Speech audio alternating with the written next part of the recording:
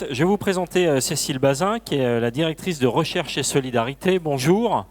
Bonjour. Juste avant, on aimerait faire un petit sondage. Est-ce que nous avons dans la salle des représentants d'associations? Ça nous rassure en fait. Voilà. Parce que le but, c'est d'essayer de vous faire travailler sur l'engagement des bénévoles, l'engagement associatif. Comment est-ce que vous voyez la suite? Quelles sont les difficultés que vous rencontrez? Et ce qu'on vous propose, si vous le voulez bien, c'est de démarrer avec Cécile Bazin, qui est la directrice de Recherche et Solidarité. Elle va vous présenter cette association qui est lyonnaise. On va faire un petit état du bénévolat aujourd'hui dans les associations, et puis après on vous fera travailler. Voilà. Bien, bonjour à toutes et tous. Oui, Recherche et Solidarité a son siège à Lyon et a une vocation malgré tout nationale.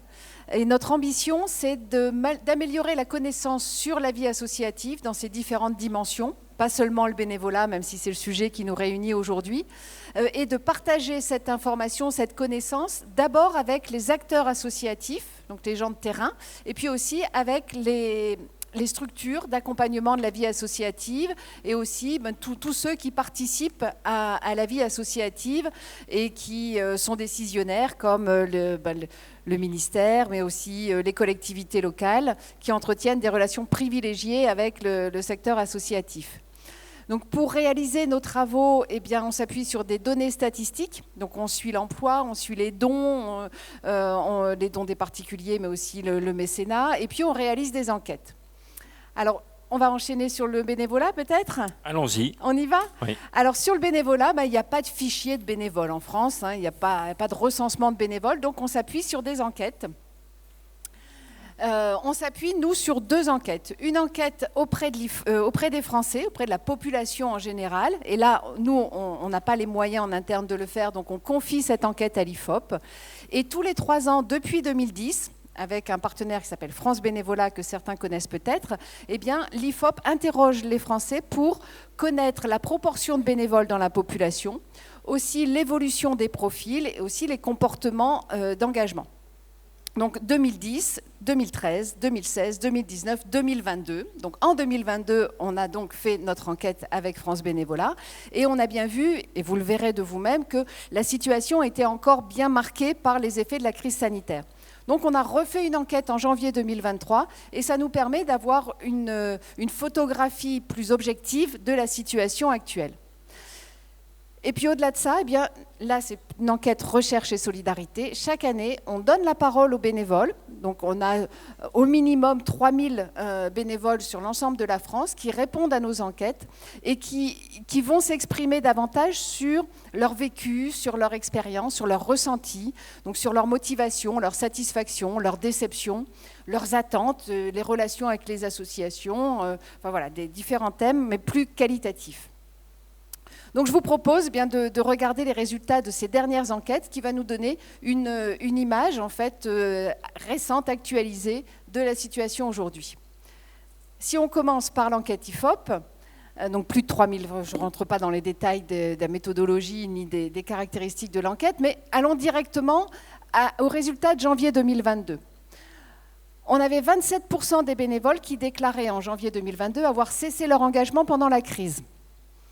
Et 9%, inversement, s'étaient engagés à l'occasion de la crise. Donc 3 fois moins, ce qui nous donne le résultat suivant, de 24% de Français. Alors quand je dis Français, c'est pas de nationalité française, c'est pour faire court, c'est d'habitants en France, quelle que soit la nationalité. Donc 24% de Français bénévoles en 2019, et bien 20% en 2022. Pas de surprise. Et vous avez certainement dans vos associations fait ce constat. Donc en janvier 2023, les mêmes questions ont été posées, toujours à un échantillon de 3000 habitants en France. Et là, les choses se sont améliorées. On a 23% de Français bénévoles dans les associations. On n'est pas loin des 24%, donc de la situation d'avant-crise. C'est intéressant de regarder selon les profils. Donc, Ça se lit de cette façon. Parmi les hommes, on a 23% de bénévoles. Et parmi les femmes, 23% également. Donc là, on a une parité stricte. Ce qui n'était pas le cas en 2022. Les femmes avaient été plus nombreuses à cesser leur engagement. Là, elles se sont bien rattrapées et on a une proportion identique. Si on regarde les âges, pour les moins de 35 ans, on a 25% de bénévoles. Parmi les 35-49 ans, 22%, un peu moins. Encore moins parmi les 50-64 ans, alors qu'on pourrait se dire qu'ils sont peut-être un peu plus disponibles, 50-64 ans, mais non, c'est là où on a le moins de bénévoles. Et puis 65 ans et plus, 25%. Vous serez certainement frappé de la similitude des 25% pour les plus jeunes et pour les plus âgés. Et on va voir après que ça n'a pas toujours été le cas, loin de là. Si on regarde maintenant selon le niveau de diplôme, ça, c'est une de nos préoccupations depuis des années et la situation ne s'améliore pas. Parmi les plus diplômés, donc on dit au-delà du bac plus 2, on a 29% de bénévoles. Les bac plus 2, 24%, niveau bac, 22%, CAP, BEP, 18% et pas de diplôme ou très peu, 16%. Donc, moins on a de diplômes et moins on s'engage dans les associations. Et aussi, moins on est présent dans les associations. Il y a des freins économiques, des freins culturels, donc on n'est pas non plus, c'est un effet induit. Mais c'est vraiment regrettable, parce que ces personnes qui sont les moins diplômées pourraient trouver, et trouvent d'ailleurs quand elles le sont, des sources d'épanouissement, du lien social dans les associations. Et les associations elles-mêmes ont besoin de toutes les bonne volonté et sont privés de ces bénévoles qui seraient vraiment les bienvenus. Donc nous, on appelle ça la fracture associative. Il y a des fractures numériques, il y a des fractures en tout genre.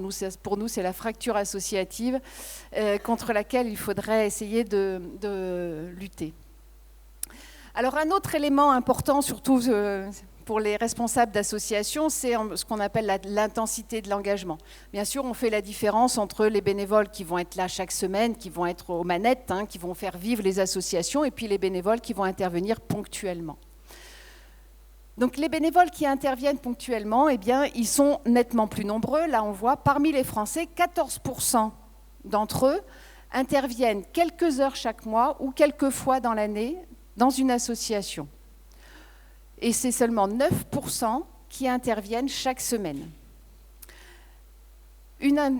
Encore un chiffre ou deux, parmi les moins de 65 ans, eh bien, ils sont 7%.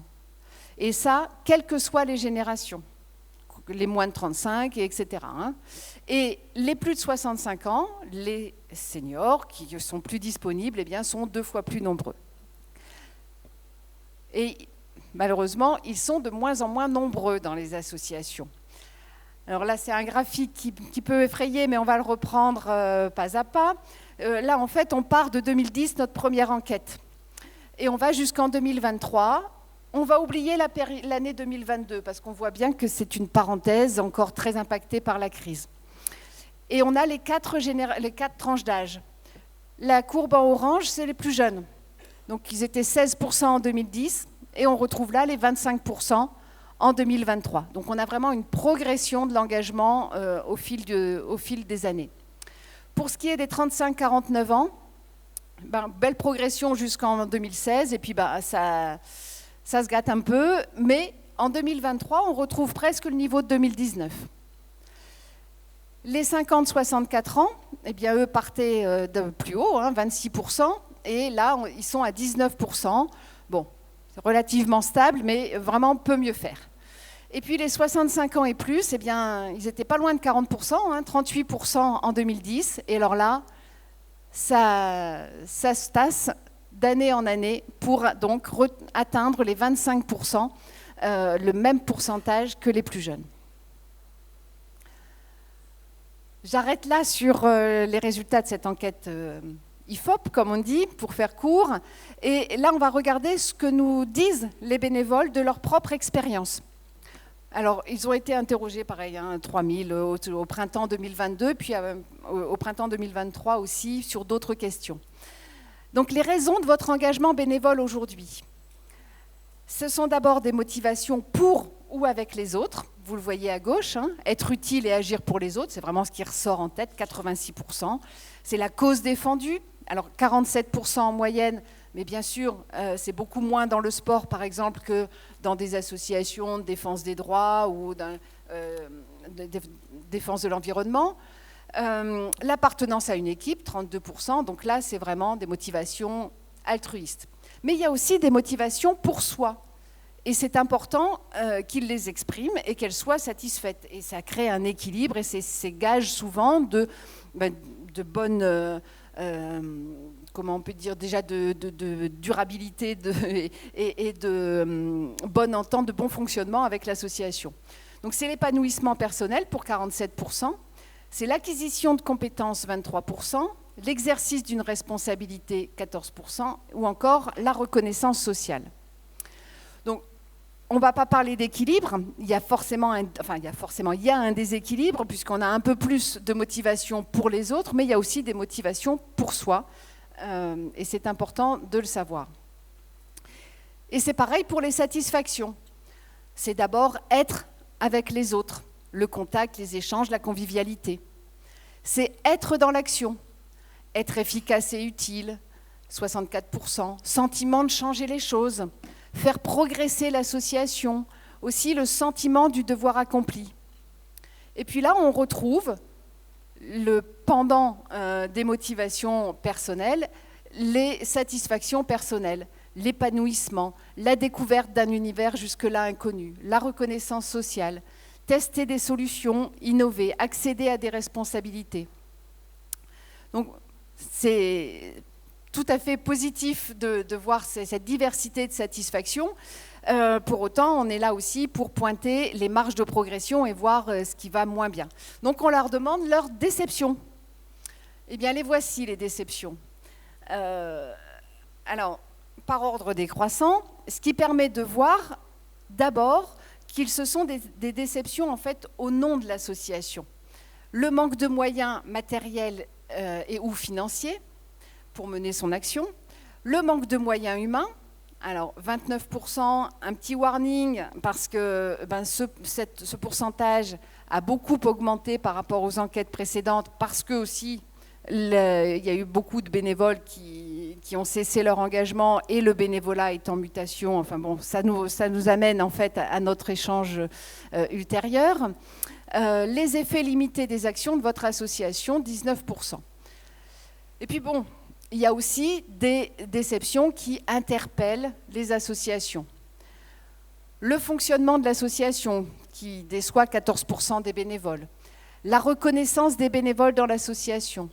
Le manque de dynamisme de l'association, les relations entre les bénévoles qui ne sont pas toujours faciles, mais aussi ça peut être des relations plus difficiles avec des adhérents ou des bénéficiaires, donc adhérents, pratiquants dans le sport par exemple, bénéficiaires, même si ce n'est pas forcément la bonne terminologie, mais plutôt personnes accompagnées dans les associations caritatives. À la suite de cela, eh bien, quelles sont les attentes des bénévoles ? Donc la question, quelles seraient vos attentes personnelles pour bien vivre votre activité bénévole ? Eh bien, c'est d'abord l'aide d'autres bénévoles parce que vous-même, en tant que responsable d'association, eh bien, vous manquez de bras. Eh bien, les bénévoles eux-mêmes, quelle que soit leur fonction, on n'a pas besoin d'être dirigeant pour ressentir ce besoin. Donc, un tiers des bénévoles mettent ce besoin en tête de leurs attentes. Aussi de la formation, à peu près dans la même proportion. Et c'est de la formation pour l'association, pour être encore plus efficace dans sa mission. Et puis c'est vrai que c'est de la formation aussi pour soi, et c'est en lien aussi avec la valorisation du bénévolat, avec la volonté d'acquérir des compétences pour les transposer éventuellement dans un cadre professionnel ou au plan personnel. Donc la formation, la compétence prend beaucoup d'importance pour de plus en plus de bénévoles, on va dire, et c'est une source de motivation, et donc il y a des attentes de ce point de vue-là. La prise en charge des frais occasionnés par votre activité, Alors c'était 24% en 2022 et avec la situation actuelle, inflation, augmentation des coûts de l'énergie, etc., eh bien, au printemps 2023, on était à 40%. Donc ça c'est important de le noter parce que c'est un vrai frein pour certains bénévoles, par exemple dans le sport, quand ça suscite des déplacements, et donc ça c'est un point d'attention. Besoin de conseils aussi pour 19%. Besoin d'être, ou en tout cas souhait, d'être davantage associé aux décisions de l'association, avoir plus d'attention de la part des dirigeants, avoir aussi une plus grande liberté d'initiative, avoir plus d'informations, être mieux informé sur les activités de votre association, et puis, pour finir, une définition plus précise de votre mission. Donc, de mémoire, on s'en tient là pour cette photographie. On pourrait bien sûr aller plus loin, mais en tout cas, c'est suffisant pour voir qu'on est dans un monde en mutation dans le bénévolat. Vous le voyez sur le profil. On a plus de jeunes, beaucoup moins de seniors. Les attentes aussi évoluent. Les relations, les exigences, mais ce n'est pas forcément dans le mauvais sens du terme, hein, mais les associations ont besoin de bénévoles et les bénévoles ont des attentes qui sont parfois bien précises. Donc l'enjeu, c'est de faire correspondre justement les besoins des associations et les attentes, les contraintes aussi des bénévoles. Donc on est là dans une mutation et c'est important d'accompagner le changement. Et ça commence par déconstruire des préjugés. Donc, ça nous amène à revenir sur le profil et les évolutions qu'on a vues au début. Quand on dit les jeunes ne s'engagent plus, eh bien c'est faux. Ils s'engagent, ils sont en tout cas de plus en plus nombreux à s'engager. Pour mémoire, ils étaient 16% en 2023, ils sont 25% en 2010, pardon, ils sont 25% en 2023, aussi nombreux que les plus âgés. Et puis quand on dit les jeunes s'engagent, mais ils viennent comme ça ponctuellement et on ne les revoit pas, alors c'est vrai que les jeunes sont mobiles. Ils vont parfois faire leurs études, quand ils en font, dans 3-4 villes différentes. Donc ils vont passer d'une association à l'autre. Mais quand on regarde les résultats de l'enquête IFOP, donc souvenez-vous, hein, on n'a que 9% en moyenne de Français qui sont bénévoles chaque semaine dans l'association. Eh bien, c'est la tranche d'âge des plus jeunes, des moins de 35 ans, qui sont plus nombreux qu'avant. Les autres, en fait, ont plutôt tendance à s'engager plus ponctuellement. Voilà, donc ça, c'est le premier préjugé qu'il faut revoir. Et puis, on entend aussi très souvent, donc, les bénévoles viennent pour quelques heures et ne s'impliquent pas vraiment. Alors, dans les enquêtes qu'on a pu mener, on a 11% des bénévoles qui voudraient donner plus de temps. Eh bien, ceux qui interviennent ponctuellement, donc quelques heures dans l'année, eh bien, ils sont 20% à vouloir intervenir plus souvent. Donc, c'est souvent par contrainte qu'ils vont venir ponctuellement. Et puis, ils sont 22% à trouver que le télébénévolat, eh bien, c'est pas mal, quoi. Alors, c'est pas la solution à tous les problèmes. Mais intervenir, nous, on appelle ça le télébénévolat, vous l'avez compris, hein, on fait le parallèle avec le télétravail.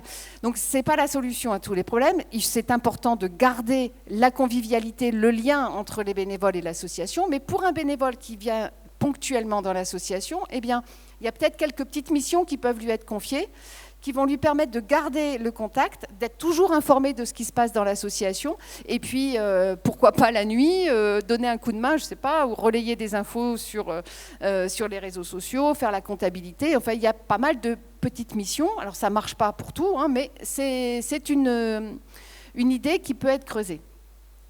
Et puis, on a 26% des bénévoles dits occasionnels, ponctuels, hein, qui voudraient changer de mission et qui n'osent pas toujours le dire. Donc, voilà, plutôt que pointer du doigt ces bénévoles qui sont pas assez souvent là, ils en ont conscience pour la plupart, ils voudraient faire plus, ils voudraient faire mieux, eh bien il y a peut-être des solutions à trouver parmi d'autres, hein, mais c'est peut-être et certainement l'objet des ateliers qui vont suivre, parce qu'on a, nous, quelques pistes d'action et de réflexion que je pourrais vous exposer après, mais je crois que Eric va vous inviter à évoquer ces sujets en groupe. Alors, j'en profite, il prendra la parole après, j'en profite.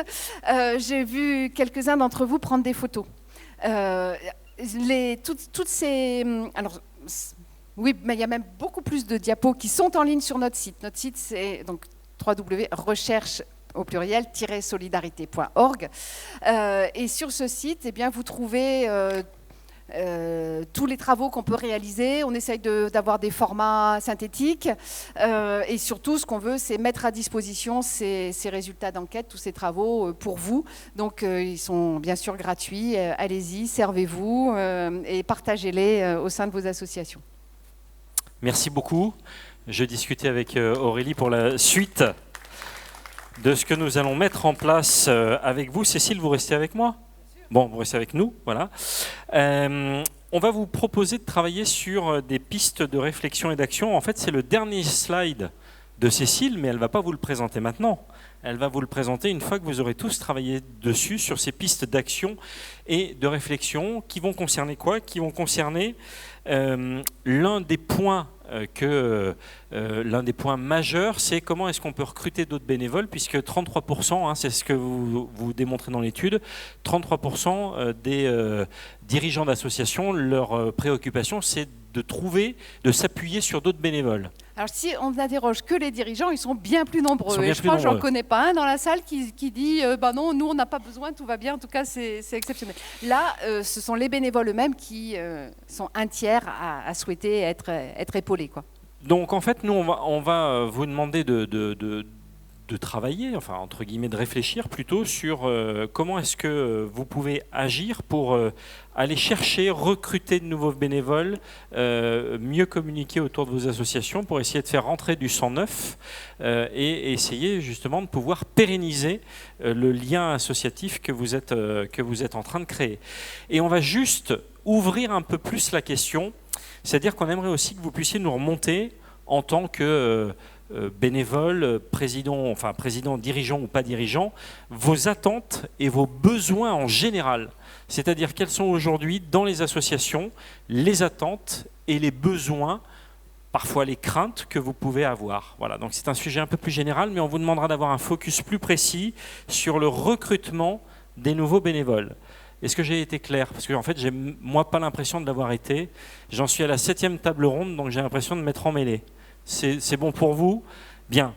Alors, ce qu'on va vous proposer, c'est de vous diviser en 3. Il va y avoir 3 groupes qui vont se diviser avec, j'aime pas dire le mot de chef d'atelier, plutôt un rapporteur de ce qui va se dire dans chacun de vos ateliers. On va vous proposer de travailler peut-être une grosse demi-heure, voire 40 minutes sur le sujet et de restituer en 3 fois 7 ou 8 minutes ici sur la scène principale. Donc vous avez des paperboards qui vont être mis à votre disposition et je crois que la répartition va se faire un peu au hasard. On vous demande juste, si vous êtes plusieurs adhérents d'une même association, de vous diviser volontairement dans les ateliers pour pas qu'il y ait 2, 3 ou 4 membres d'une seule association dans l'atelier. Voilà. Moi, je vais passer parmi vous au fur et à mesure pour essayer de commencer à synthétiser les choses. Donc, je le rappelle, 3 axes.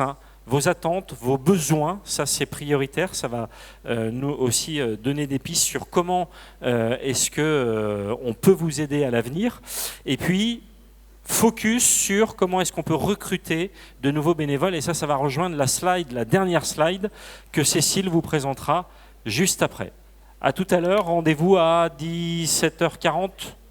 17h40. Allez, on y va. Donc, sur le groupe numéro... Alors, on était tout au fond... numéro 3. À droite, numéro 3.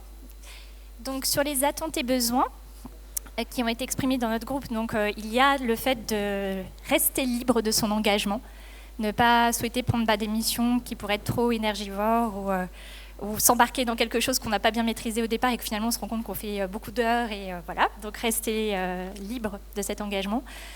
La deuxième attente besoin exprimé, c'était de se former, les formations et quels sont les leviers pour pouvoir accompagner ces formations, financer ces formations. Les subventions pour appuyer la vie associative.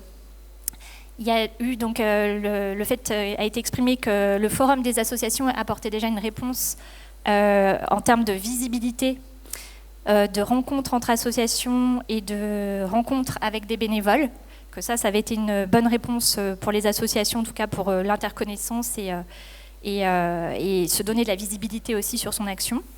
Et ensuite, ont été exprimés aussi le besoin de capitaliser les fonctionnements. Comment on utilise bien les parcours déjà existants, comment on capitalise les fonctions clés dans l'association pour bien les transmettre quand il y a des changements de bénévoles.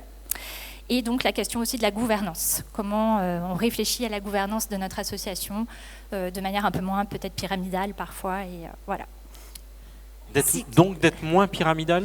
Alors, pas forcément. Enfin, c'était exprimé. En fait, en tout cas, ce terme-là a été employé. Mais en tout cas, de réfléchir vraiment à comment ça s'articule au niveau des dirigeants de l'association. Et souvent, on n'est pas formé pour ça quand on entre bénévolement sur un bureau.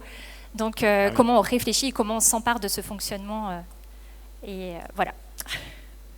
D'accord, pour les attentes et les besoins. On va regarder peut-être sur comment est-ce qu'on peut agir pour recruter.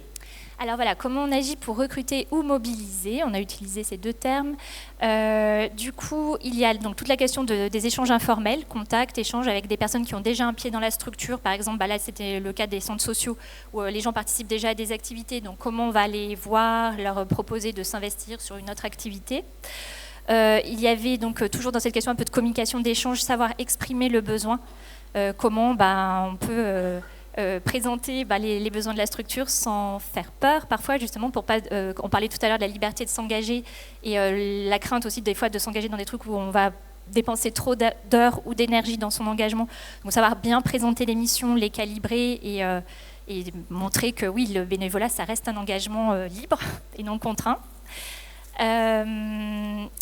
On a du coup eu des réflexions, donc ce qui peut être levier aussi, donc toutes les questions de réunion, de mobiliser des réseaux entre associations, les questions de visibilisation de l'association, de ses actions. Je crois que j'ai une deuxième page. Hop là. Oui, toujours, voilà, événementiel, visibilité. Utiliser des outils comme les plateformes internet. Pour certaines associations, c'est des outils qui ont pu fonctionner. Donc, je ne sais plus comment ça s'appelle, mais je veux aider.gouv ou voilà, des sites comme ça. Où quand on met en ligne son offre de bénévolat, ça permet de mobiliser ou de trouver en tout cas des bénévoles. Et on s'est dit aussi qu'en fonction de la thématique voilà, de l'association et du sujet abordé, il pouvait y avoir aussi plus de facilité à mobiliser. Par exemple, là, les exemples qui étaient pris, c'était une association pour intervenir auprès d'enfants dans les écoles, faire des lectures, qui visiblement arrivait à mobiliser assez facilement des seniors, notamment à travers les réseaux de mutuelles, etc. Par contre, une autre association qui était plus sur un sujet d'accompagnement des migrants à obtenir les titres de séjour, donc des thématiques plus compliquées où on ne voit pas forcément le résultat tout de suite, ça peut être beaucoup plus difficile aussi d'engager des gens parce qu'on ne voit pas forcément le résultat en s'engageant. Comment les bénévoles restent, je ne suis pas trop longue, ça va. Comment les bénévoles restent, donc valoriser l'engagement, être reconnaissant pour que chacun trouve sa place aussi, donc clarté dans les missions. Le fait de l'appartenance, faire partie d'un groupe de valeurs aussi, d'une communauté de valeurs. La mise en place de temps conviviaux informels, l'informel qui permet aussi de plus lier connaissances et de créer une dynamique de groupe. Comment on est accompagné quand on rentre dans l'association. Donc la question de l'accompagnement, qu'est-ce qu'on nous transmet quand on arrive dans l'association, les formes de parrainage, et comment on rend simple et clair l'organisation pour que ce soit accessible dès l'entrée du bénévole au sein de l'association. Et en fait c'est tout parce que j'ai tourné la page, mais je retourne sur attentes et besoins. Voilà. Merci pour ce groupe qui a travaillé. Table 2. Table 2.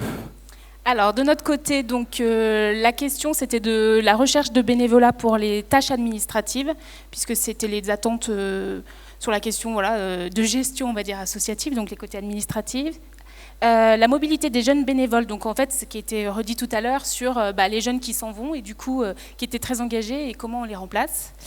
La recherche de bénévoles du coup sur les actions, comment faire venir les personnes sans avoir à les solliciter, aller les chercher, appeler pour qu'ils puissent venir. Le renouvellement des personnes qui aident sur les différentes actions puisque c'est souvent toujours les mêmes. Passer donc de la consommation de l'action à de l'engagement. Comment on fait passer de consommateur à je m'investis dans l'association. Et donc, ce qui est intervenu, c'était le manque de bénévoles. Bon, voilà. Comment renouveler les bénévoles? Donc, la question, c'est on a des bénévoles, ils s'en vont, ils restent pas, ou vieillissants, comment on les renouvelle? Les nouveaux bénévoles pour apporter de nouvelles idées. Donc, l'intérêt d'avoir des nouveaux bénévoles aussi pour renouveler les actions, les idées au sein de l'association. En remettre aussi au cœur les valeurs associatives. Et après, ce qui a été soulevé, c'est qu'en fonction des associations, petites, grandes, des thématiques, etc., de l'organisation, les solutions pouvaient être différentes et qu'il était difficile d'en définir une, mais qu'elles étaient variables en fonction des associations. Il y avait aussi la question qui est revenue sur les besoins, c'était aussi toutes les contraintes administratives, d'assurance, qui pouvaient apporter des lourdeurs en termes d'organisation, par exemple d'événements sur la place publique, des choses comme ça. Et après, il était évoqué des événements collectifs pour mobiliser le public. Donc, il a été soulevé aussi la question du forum qui était intéressant, mais peut-être pourquoi pas d'autres. Et donc, il a été aussi évoqué qu'il était intéressant d'avoir quelque chose qui fédère, donc notamment la Maison des Assos, pour fédérer toutes ces associations. Voilà en termes d'attente et de besoins. On passe à la suite. Alors, le recrutement des bénévoles. Donc, ce qui a été évoqué comme solution, éventuellement, c'était au travers d'actions, des personnes qui viennent pour demander ou pour être participants d'un atelier, mais qu'à la suite de cette participation à un atelier, il peut y avoir de la création de liens. Et c'est cette création de liens qui permet ensuite aux gens de devenir acteurs, mais c'est souvent ponctuel, c'est ce qui est constaté. Après, il y avait aussi la question de l'échange, c'est-à-dire que je viens dans un atelier, on a parlé avec Graines de Biodiversité qui disait la personne elle vient, elle prend une plante et en échange elle se dit peut-être que je peux donner un peu de mon temps ponctuellement, donc le côté un peu je prends, je donne, mais de façon positive, pas que je prends, mais voilà, un échange. Valoriser aussi l'engagement, reconnaître les compétences des gens et puis valoriser cet engagement, prendre en compte et en charge les coûts liés à l'engagement pour faciliter l'engagement. Ce qui a été évoqué, c'est que par exemple de venir à une action où on doit payer son repas, ça peut être peut-être bloquant, donc éventuellement prendre en charge tous ces coûts liés à l'engagement. Éduquer, entre guillemets, ou en tout cas sensibiliser à la question de l'association, de la vie associative et qu'est-ce que ça veut dire, parce qu'on disait peut-être que certains sont, entre guillemets, nés pour être dans les associations, c'est-à-dire qu'ils ont une culture de l'associatif que d'autres n'ont pas, et ça peut être un facilitateur de l'engagement. Il y avait aussi la question de la démystification du rôle de bénévole, parce que des fois on peut avoir peur du temps que ça va prendre, de la responsabilité que ça veut dire, donc du coup d'essayer de relativiser et de rassurer les bénévoles pour qu'ils puissent s'engager sans peur de toutes ces contraintes. Il y avait l'idée aussi de partir des envies et des besoins de la personne, et pas des besoins de l'association, c'est-à-dire dire moi il me faut quelqu'un qui soit comptable, ça peut faire peur, alors que dire qu'est-ce que tu peux m'apporter, ça permet aussi peut-être d'améliorer les relations. Importance de la convivialité et du lien, bon, ça c'est ce que vous avez aussi repris, l'importance de créer des temps de rencontres, que l'associatif ne devient pas une corvée et un travail entre guillemets, mais que c'est aussi un engagement où on rencontre des gens et on crée du lien. Et après, du coup, l'une des difficultés pour le recrutement aussi, c'était le manque de temps, les obligations familiales qui étaient de plus en plus importantes. Ce qui a été évoqué, on a fait un bonus qui rejoint, mais en tout cas, ce qui a été noté, c'était le contexte sociétal, peut-être qui pouvait aussi expliquer en quoi les difficultés de recrutement des bénévoles, notamment le sentiment que les personnes sont de plus en plus stressées, sont de plus en plus au travail, avec des temps de transport qui s'allongent, et que du coup, le travail qui est de plus en plus long, et du coup, peut-être que ça empêchait aussi l'engagement. Et puis la crainte de la professionnalisation des bénévoles, c'est-à-dire qu'on demande de plus en plus de choses aux bénévoles avec de plus en plus de compétences, et donc du coup ça peut peut-être faire aussi peur à des bénévoles. Et enfin, on a évoqué la question de l'économie sociale et solidaire, c'est-à-dire le sens, les valeurs, l'intérêt général qu'il faut remettre au cœur de tout ça pour pouvoir susciter l'engagement. Voilà.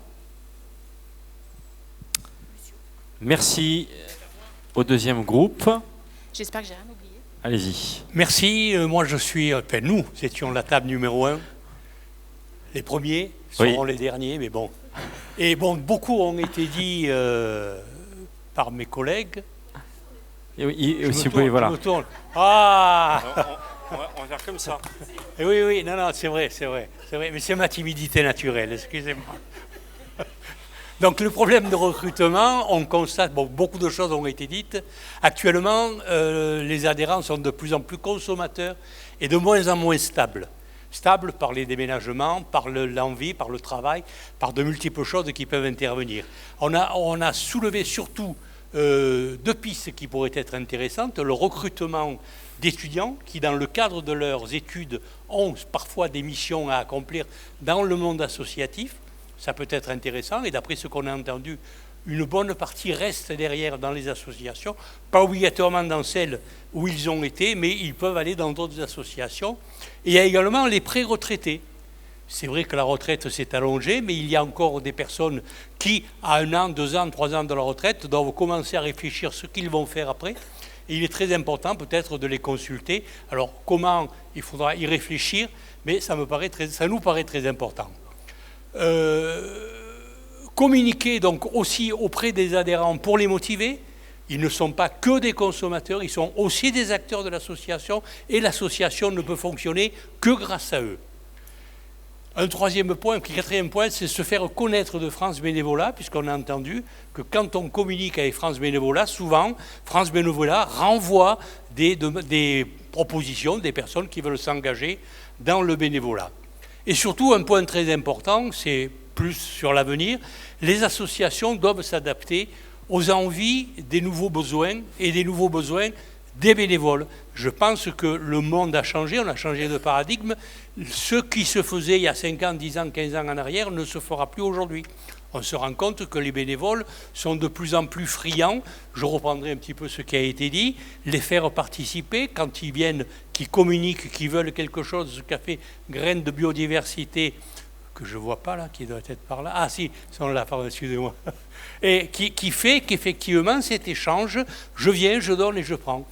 Il faut vraiment que le membre de l'association accepte cet échange. On n'est pas dans une auberge espagnole où on amène son plat et on repart. C'est vraiment un échange entre l'association et le bénévole. Voilà ce que je pouvais dire. Merci beaucoup.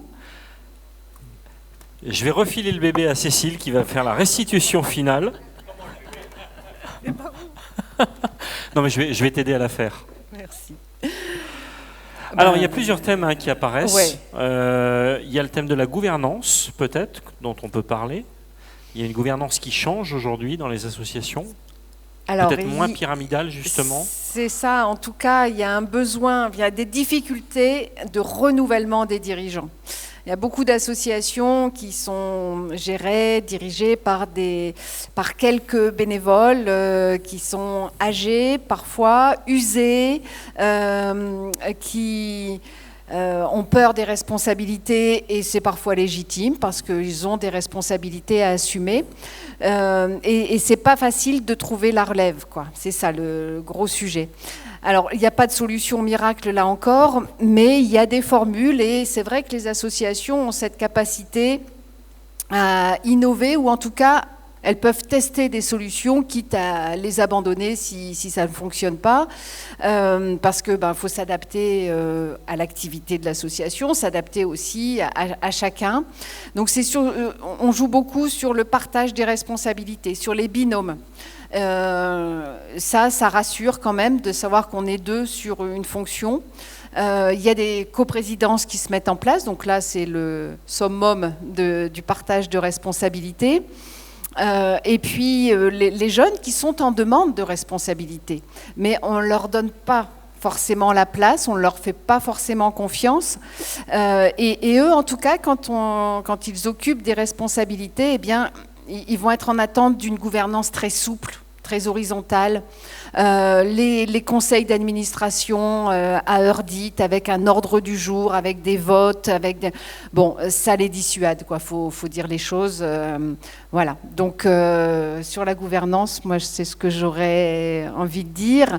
Et avant de poursuivre et de te redonner la parole, vous féliciter pour toutes ces pistes que vous avez lancées. Bon, je crois que c'est moi qui vais avoir le mot de la fin, mais vous allez vraiment vous retrouver dans tout ça. Et je trouve que c'est vraiment, en 40 minutes, bravo aux 3 groupes, parce que c'était vraiment très riche. Alors, il y a un deuxième sujet qui ressort aussi dans tout ce que vous avez dit et qui va rejoindre l'une des pistes de réflexion que tu nous présenteras avant, c'est être à l'écoute des bénévoles qui se trouvent déjà à l'intérieur de l'association. Vous avez beaucoup parlé de la mise en avant, de la valorisation de l'engagement des uns et des autres à l'intérieur de l'association, la valorisation du travail, la valorisation du résultat. Vous avez parlé de la reconnaissance des compétences et c'est effectivement l'un des points de l'étude qui est conjoint entre votre travail et ce que on va présenter juste après, c'est être à l'écoute des bénévoles. Alors tout à fait, c'est ce qu'on fait d'ailleurs nous dans nos enquêtes. On est à l'écoute des bénévoles et on les invite à s'exprimer. Alors cette reconnaissance, c'est pas forcément un diplôme, hein, c'est tout simplement consacrer un moment de convivialité pour les bénévoles. Voilà, ça se fait souvent dans les associations. Si ça ne se fait pas, c'est vraiment toujours bien vécu. C'est un moment où ils vont se retrouver, où on ne va pas forcément parler des projets de l'association, même si ce n'est pas exclu. Donc ça, ces moments de convivialité sont vraiment perçus, vécus comme un signe de reconnaissance. Et puis après, on peut aller plus loin, effectivement, avec des reconnaissances plus formelles. J'y viendrai un petit peu parce qu'il y a plusieurs dispositifs qui existent, hein, et donc s'adapter aussi aux attentes des uns et des autres.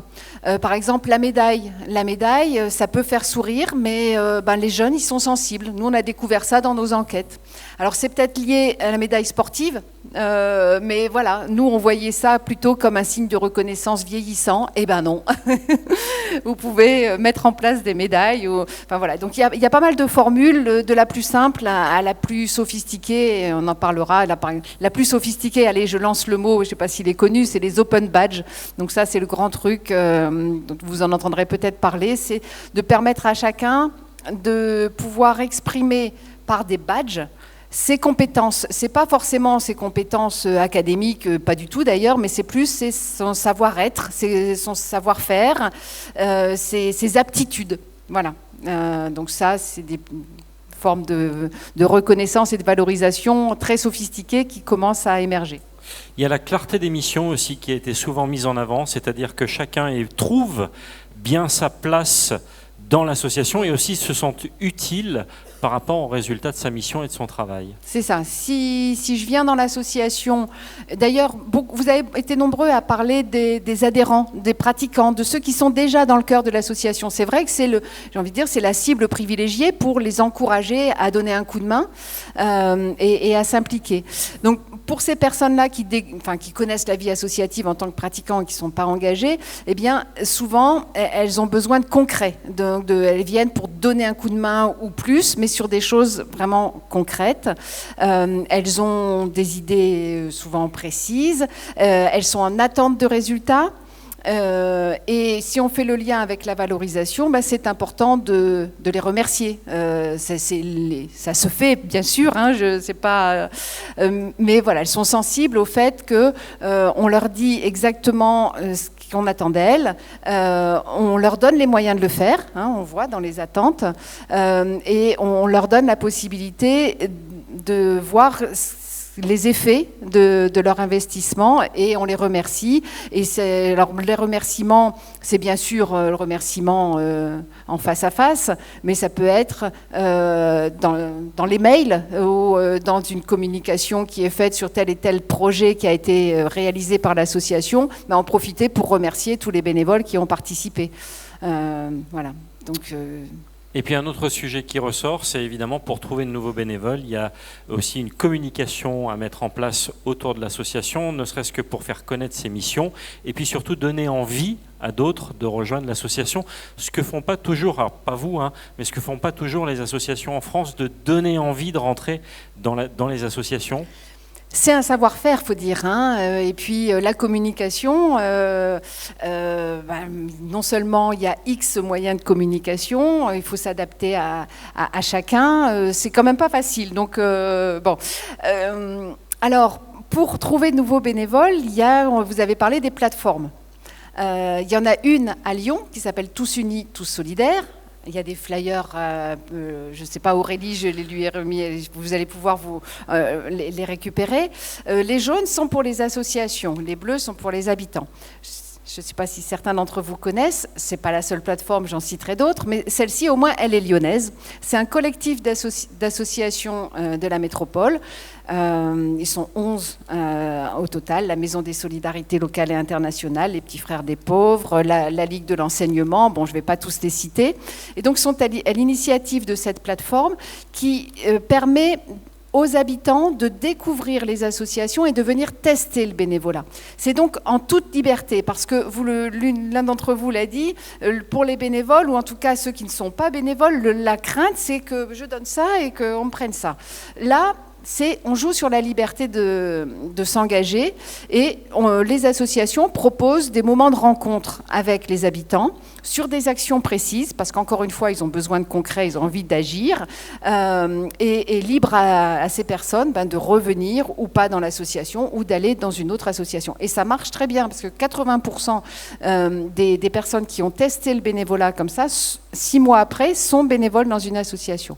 Donc c'est tout simple, il suffit de s'inscrire sur la plateforme, qu'on soit une association ou même l'habitant ne s'inscrit pas d'ailleurs, il peut consulter les offres et puis prendre rendez-vous ensuite. Et ça, c'est un boulot, parce qu'il faut pour l'association savoir rédiger une offre d'expérience bénévole, la rendre attractive, mettre un beau visuel aussi pour donner envie en fait aux habitants de venir découvrir l'association et l'équipe en chair et en os. Alors il y a d'autres plateformes, France Bénévolat, Tous Bénévoles, Je veux aider. Donc ça, c'est un moyen. C'est pas le seul. Il y a les forums des associations. Il y a à l'intérieur de l'association donc les usagers, on peut dire, je ne sais pas si le terme n'est pas bien choisi, mais bon, les bénéficiaires, les pratiquants, les adhérents, les donateurs. Quand vous avez ce ne sont pas forcément les mêmes. Donc tout ce petit monde qui gravite au sein ou autour des associations, le réseau, le bouche à oreille, tout ça est bienvenu pour attirer les bénévoles. Et sinon, sur la com, oui, la presse qui peut aider aussi. Un peu de réseaux sociaux aussi. Alors, les réseaux sociaux, bien sûr. Et là, il faut trouver la personne ou les personnes qui vont prendre l'initiative de poster l'information sur les réseaux sociaux. Et puis là, encourager, parce que ce n'est pas le tout, mais il faut encourager tous les gens de l'association et qui connaissent l'association à relayer les informations, parce que voilà, l'objectif c'est de faire circuler l'info. Donc il faut pas seulement confier cette mission à une personne qui va faire l'essentiel du boulot, mais c'est pas le tout. Après, il faut vraiment faire savoir que on est présent sur tel réseau social et encourager et voilà, les diffuser. Mais par l'image, on peut faire passer beaucoup de choses. Moi, je suis président d'association, on fait passer beaucoup de choses par des petites capsules qu'on met en ligne. On va conclure, et simplement en regardant le dernier slide qui va rejoindre exactement tout ce que vous avez fait. J'ai déjà abordé pas mal de points.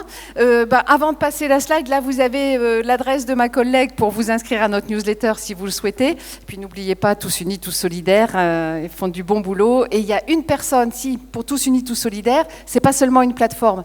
Elle s'appelle Andrea, la personne qui coordonne l'équipe et qui gère cette plateforme. Donc, elle est là pour vous renseigner aussi. Pas que du numérique, il y a aussi de l'humain. Alors, les pistes de réflexion. Ne négligez aucune piste pour trouver de nouveaux bénévoles. On les a cités, mais on reprend. Les adhérents, les donateurs, le bouche à oreille, les réseaux sociaux, les plateformes de mise en relation, les maisons des associations, les rencontres comme aujourd'hui. On a peut-être suscité des vocations, et je le souhaite. Prendre le temps d'accueillir les bénévoles, de bien les informer sur l'association et aussi sur les missions qui lui sont confiées. Accompagner leurs premiers pas pour qu'ils se sentent intégrés. Et c'est bien dans une association d'avoir une ou deux personnes, binôme entre parenthèses, là, qui a cette fonction. C'est un boulot à part entière d'accueillir les bénévoles, d'animer l'équipe de bénévoles, d'assurer la circulation de l'info. Être à leur écoute, donc tenter de faire se rencontrer encore une fois les attentes et les contraintes de chacun avec les besoins de l'association.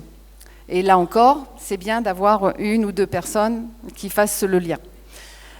Revoir l'organisation de l'association si besoin. On en a parlé, là, c'est toute cette souplesse quand même. Alors, il faut avoir le temps. Je reconnais que quand on est dans une association, on est dans l'action, on a envie d'agir. Et donc, prendre le temps de revoir l'organisation, c'est pas toujours facile, mais ça vaut le coup. Ça vaut le coup d'investir parce que c'est autant de temps de gagner ensuite et puis d'efficacité. Donc, lister les rôles des bénévoles en place, désigner un interlocuteur privilégié, voire un binôme, et identifier les besoins de recrutement de nouveaux bénévoles. Oser de nouvelles pratiques qui sont incitatives, qui sont rassurantes pour faciliter l'engagement. Le mentorat, le télébénévolat, l'accueil de profils différents, s'ouvrir par exemple aux étudiants, s'ouvrir au mécénat de compétences, c'est-à-dire aux entreprises qui vont proposer à leurs salariés de donner un peu de leur temps à des associations. Donc ça, c'est des formules qui peuvent se développer. En tout cas, il y a beaucoup d'entreprises de plus en plus qui recherchent des journées solidaires ou autres pour leurs salariés. Bien sûr, les adhérents, la cible, j'ai envie de dire, privilégiée. Et puis enfin, donc, s'approprier et faire connaître les dispositifs de valorisation du bénévolat. Il n'y a que 3%. Alors, dans les dispositifs, il y a le compte engagement citoyen, il y a la VAE, validation des acquis de l'expérience bénévole, il y a le passeport bénévole de France Bénévolat, qui est très intéressant aussi, parce que ça permet, même pour le bénévole lui-même, de recenser en fait les missions qu'il a exercées et puis de le faire valoir dans d'autres associations et aussi dans un cas pour la VAE, c'est utile pour justifier aussi toutes ces expériences personnelles, pourquoi pas dans le cadre d'entretien professionnel. Donc voilà, il y a pas mal de supports, il y en a plusieurs en tout cas, avec beaucoup d'atouts, parfois des limites, des conditions. Le compte engagement citoyen, faut répondre aux conditions. Il faut faire 200 heures de bénévolat dans l'année, pouvoir le justifier, et puis être dirigeant d'association. Mais en tout cas, ces dispositifs existent et ils sont trop peu utilisés.